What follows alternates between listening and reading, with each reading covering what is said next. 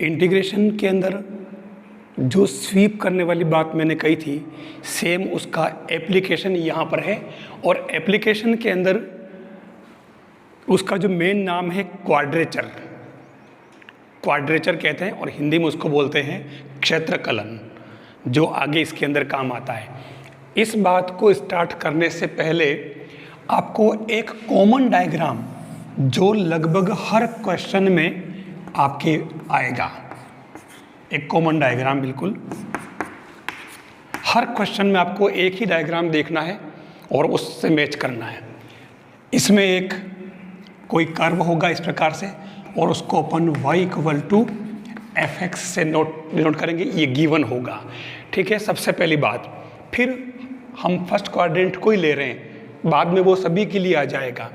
और उसके बाद में इसके बीच में x equal to a, x equal to b और x एक्सिस, यानी कि ये वाला जो एरिया है, इस एरिया को फाइंड करने की बात ये कहता है। आपको ध्यान रखना होगा x equal to a to x equal to b, यहाँ से यहाँ तक, और ये हमारा यहाँ से यहाँ तक ये कर्व का पार्ट है। ठीक है, और नीचे से x एक्सिस है। ठीक है, इस एरिया को फाइंड करने के लिए जो फॉर्मूला होता है, मैं यही लिख लेता हूँ, वहाँ मैं एक क्वेश्चन कर दूंगा। ये वाला area equal to limit of x equal to a to x equal to b y dx, ये हमारा फॉर्मूला है। इसके अंदर कोई मुश्किल काम नहीं है, ध्यान रखना है। x equal to a to x equal to b y dx।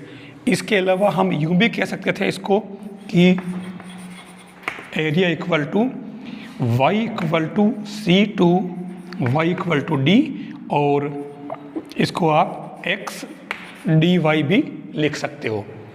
दोनों एक ही बात है, y के रिस्पेक्ट करो या x के रिस्पेक्ट। ये फिगर हमें ध्यान रखना, हर क्वेश्चन में हम ये वाला पार्ट देखेंगे, ये वाला कर्व का, जो कर्व हमेशा गिवन होगा हर क्वेश्चन में। हर क्वेश्चन में गिवन कर्व आप fx ढूंढ लें और उसके बाद में उसकी लिमिट ढूंढ लें कि कहाँ से कहाँ तक है। बहुत सारे क्वेश्चन में तो डायरेक्ट दे रखी होती है, लेकिन बहुत सारे में दी नहीं होती है, तो हमें उसमें कर्व की जानकारी रखनी पड़ती है। जैसे पैराबोला हुआ, सर्कल हुआ, एलिप्स हुआ, आपकी जो कर्व आएंगे ज़्यादातर ये आएंगे, parabola, curve, ellipse, hyperbola, straight line, बस इससे बाहर कुछ भी नहीं आपके। ठीक है ना, तो ये तो हुआ फॉर्मूला वाला मामला। अब मैं एक काम करता हूँ, find the area of a circle x square plus y square equal to a square. ये मैंने एक सर्कल का एरिया पूछ लिया। मैंने पहले भी कहा था कि 11th क्लास के अंदर भी कि जो सर्कल का इक्वेशन होता है, हमें इक्वेशन के बारे में पूरी, किसी कर्व के बारे में पूरी जानकारी होना जरूरी है।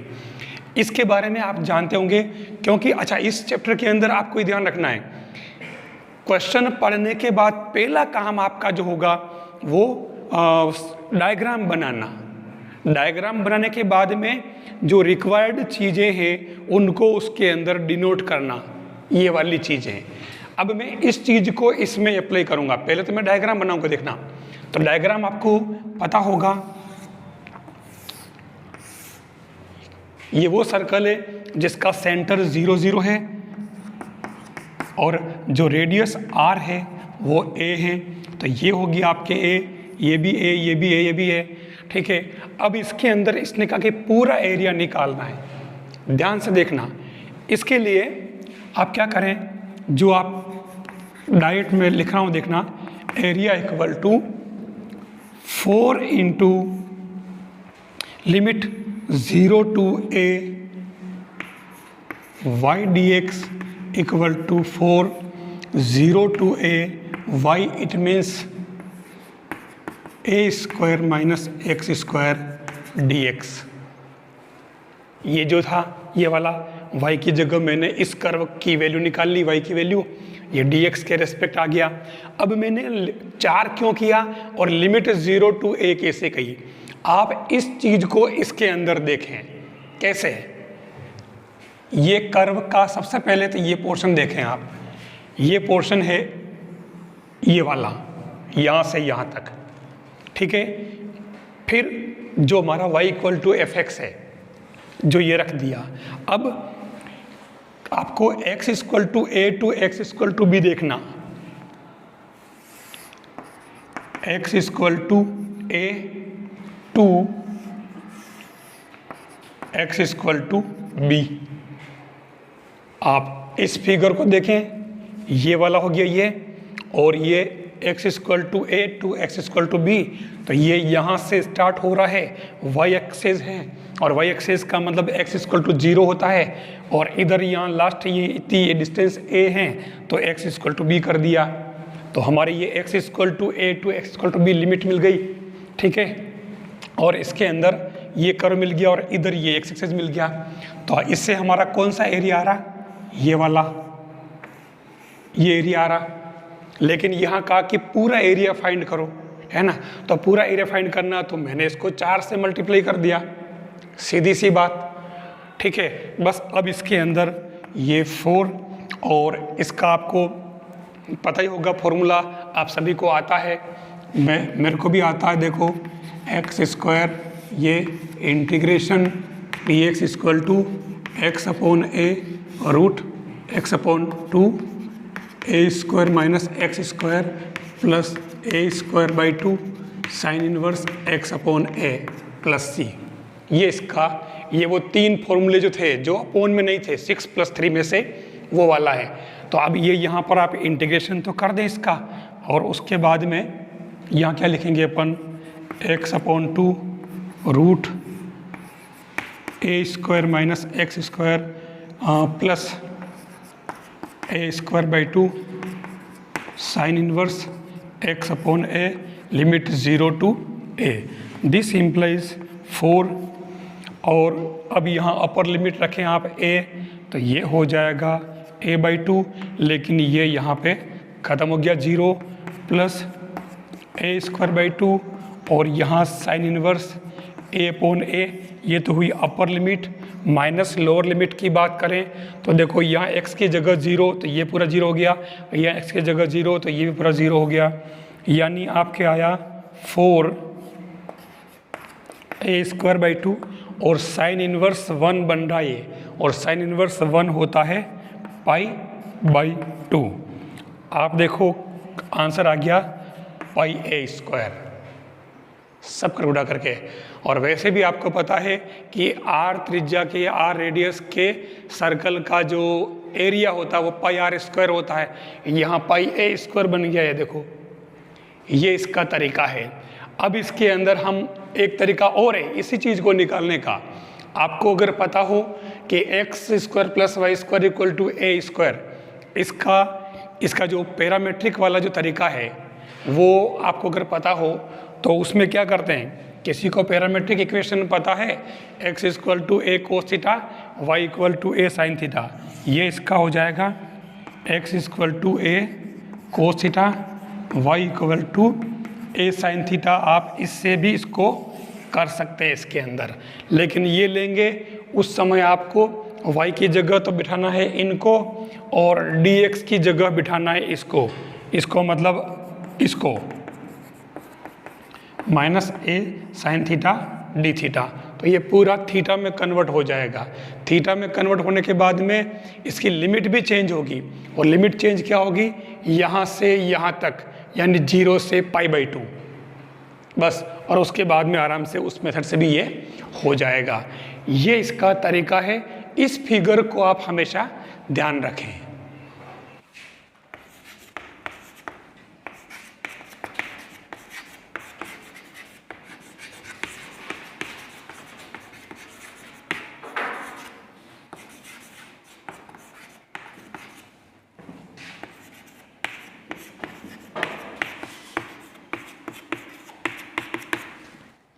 Find whole area of given ellipse.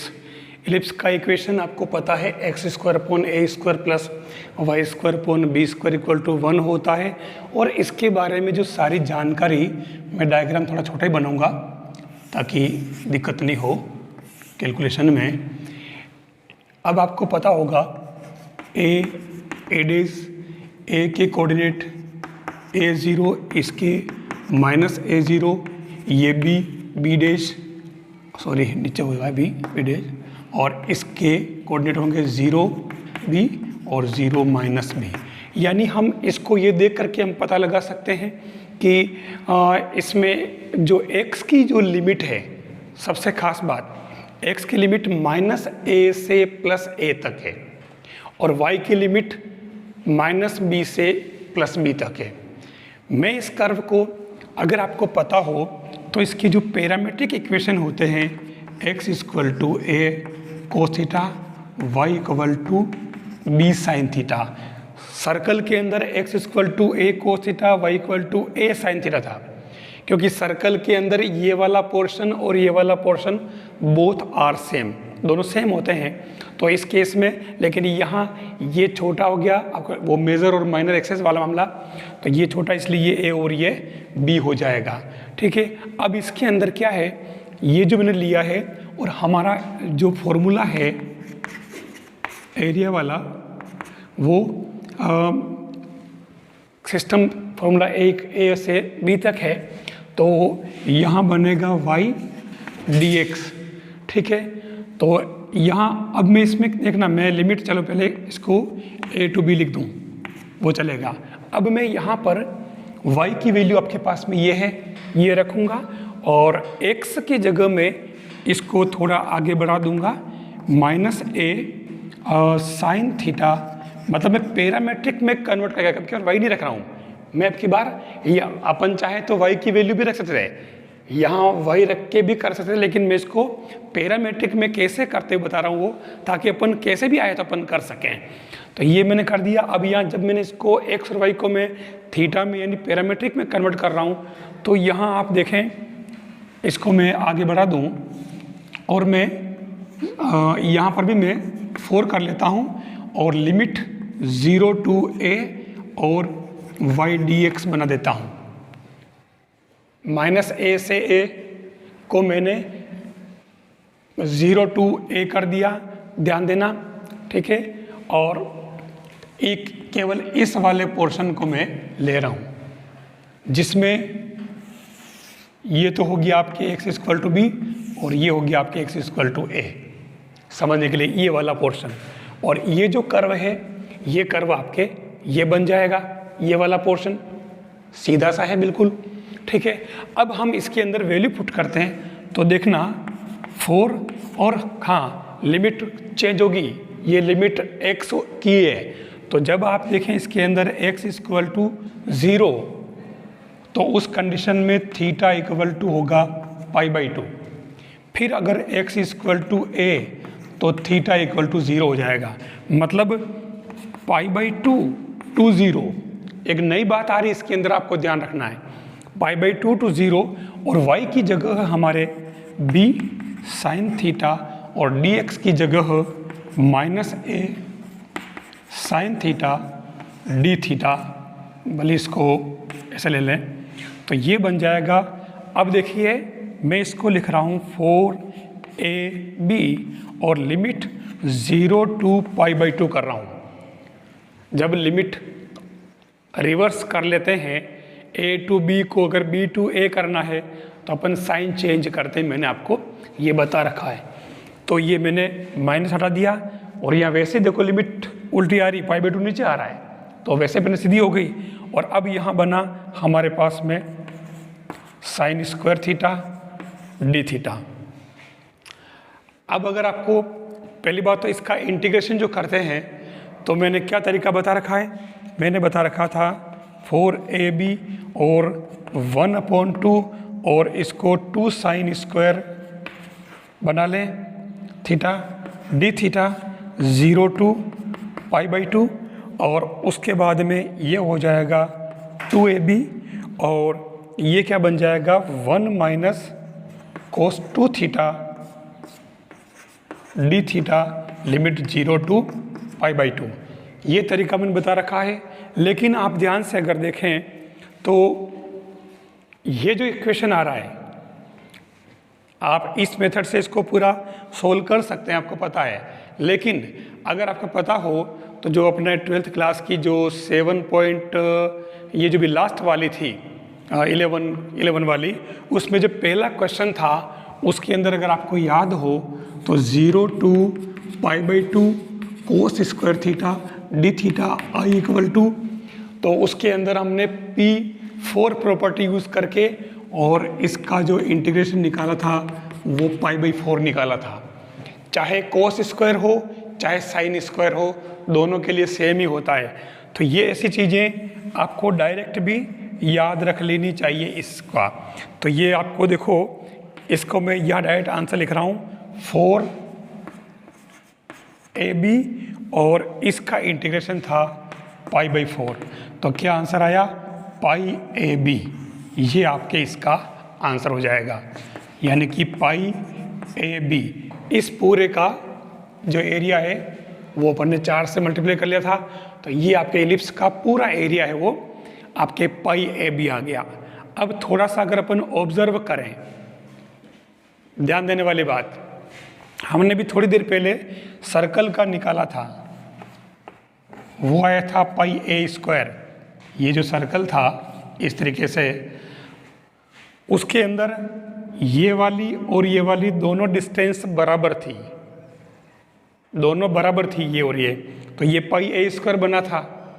लेकिन इलिप्स के अंदर ये तो है a और ये है b, यानी कि एक तरह से ये πa 2 बार था, तो एक बार a हो गया, दूसरी बार b हो गया दोनों एक्सेस के लिए, और इसलिए इसका आंसर πab आ जाएगा।